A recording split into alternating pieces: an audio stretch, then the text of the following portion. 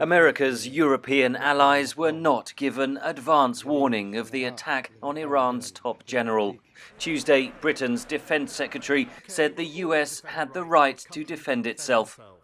Iran had stepped up its destabilising activities in the region. Whether it was targeting dissidents in Europe or hijacking civilian ships, this aggressive behaviour was never going to go unchallenged. As hundreds of thousands mourned Soleimani's death in Iran, Britain, France and Germany issued a joint statement calling on all parties to exercise utmost restraint.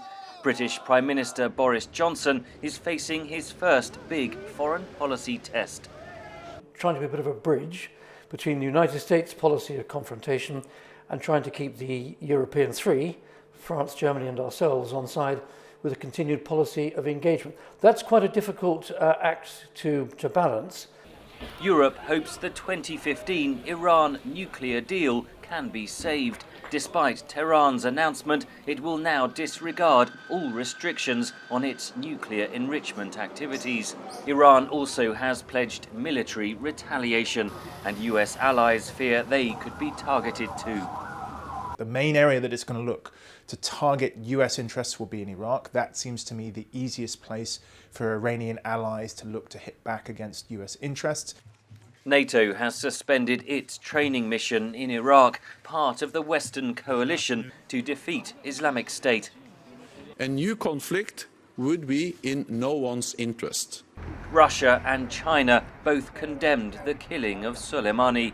Russia's President Putin met in Damascus Tuesday with his Syrian counterpart, who is a key ally of Iran. In the Middle East, anti-US protests have spread from Iran and Iraq to Turkey, the Palestinian territories and Lebanon. Protests also broke out in Pakistan and India. Meanwhile, Iran's longtime foe, Israel, praised what it called the decisive and swift US action. All eyes are now on Iran and whether it will heed global calls for restraint or fulfill its pledge to exact revenge. Henry Ridgwell for VOA News, London.